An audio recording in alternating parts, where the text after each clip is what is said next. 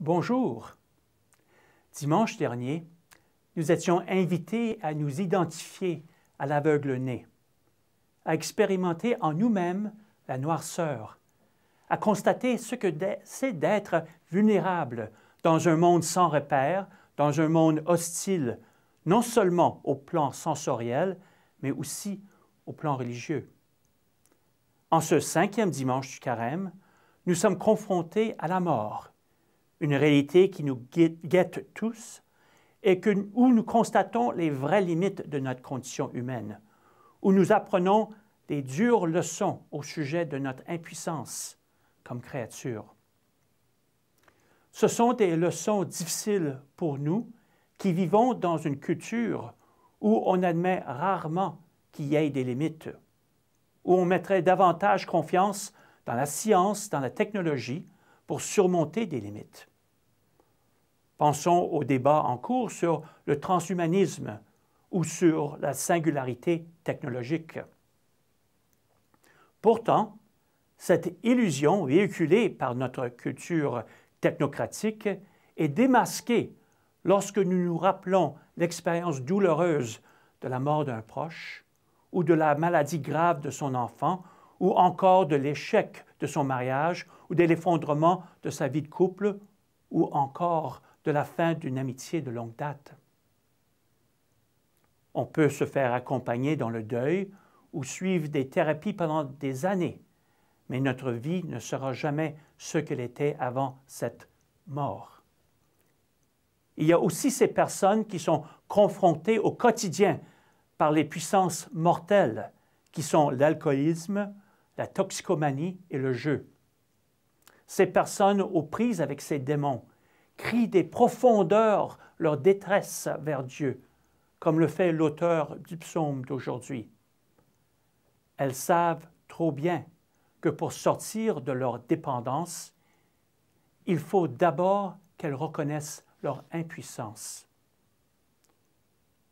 On peut aussi penser, en référence à la première lecture tirée du livre du prophète Ézéchiel, aux situations dramatiques de famine, de guerre, de conflits meurtriers, où des familles décident de quitter leur pays et de risquer tout en traversant la Méditerranée afin d'atteindre le sol européen, ou encore en tentant de traverser une frontière pour entrer dans un pays étranger, parfois hostile à leur présence.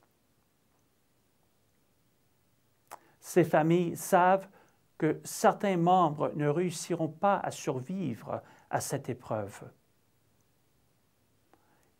Il est ainsi pour ces populations confrontées à de multiples désastres naturels, comme ceux qui sévissent ces jours-ci au Soudan, en Somalie, en Éthiopie et au Congo.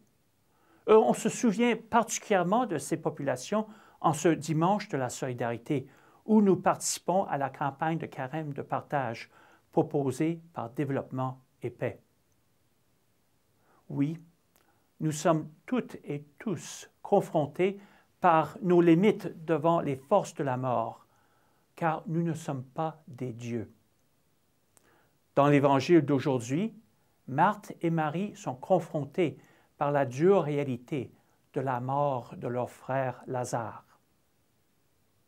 Cette tragédie aurait des conséquences importantes et imprévisibles sur leur vie, peut-être au plan matériel, mais certainement au plan relationnel. Lazare est vraiment mort. Il ne va pas en revenir. Les autorités religieuses de l'époque pouvaient conclure, après une période de 3 jours, qu'il ne s'agissait pas d'un coma d'où sortirait la personne malade, mais bien de la mort avec son caractère définitif.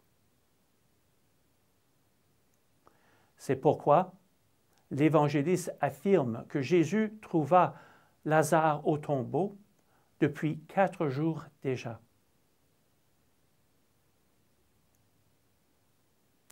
La rencontre de Marthe et Marie avec Jésus conduit à une transformation profonde de la foi. Transformation vécue par les deux sœurs.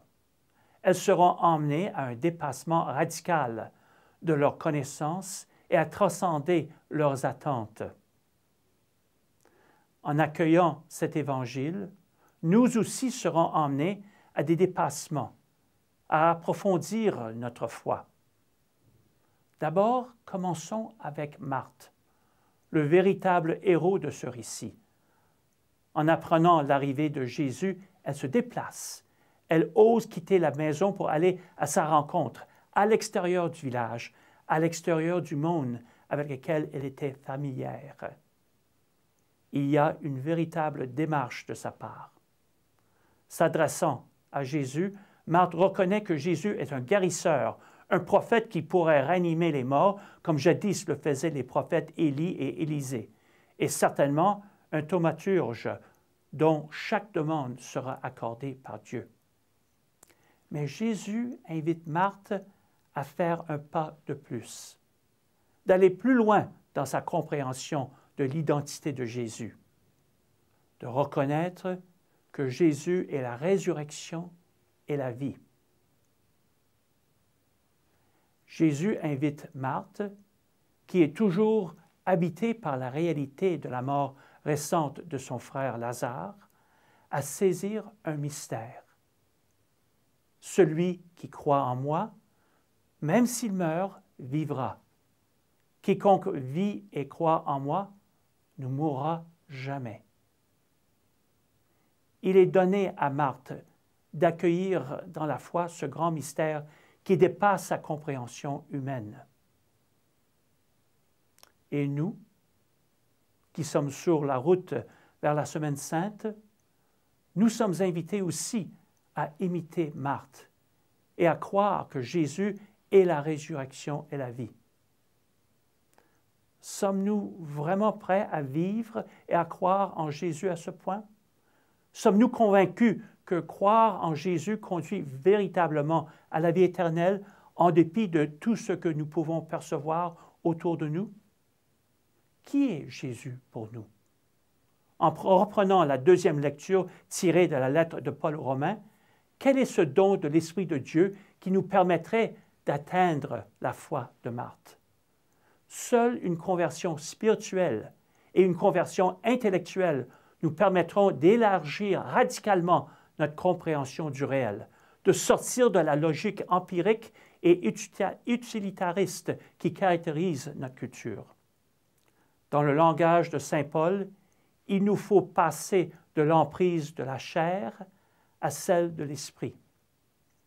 Ainsi se poursuit la pédagogie divine de ce temps du carême.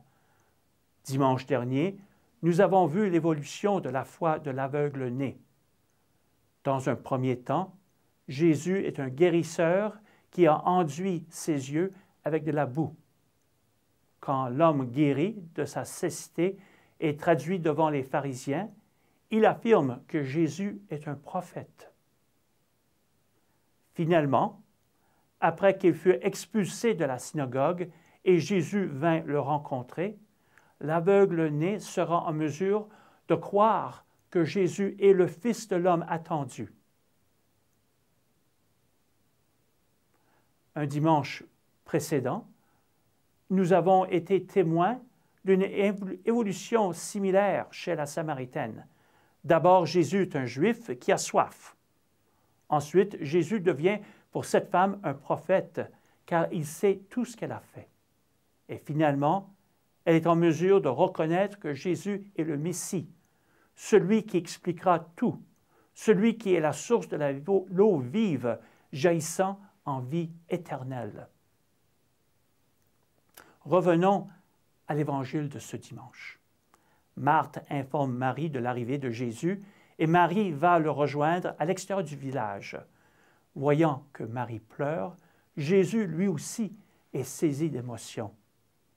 Marie invite Jésus à venir et à voir. La même invitation que celle faite par Jésus à ses deux premiers disciples au début de son ministère. Marie invite Jésus à aller au cœur de sa détresse, à s'approcher de ce qui est mort en elle et en nous.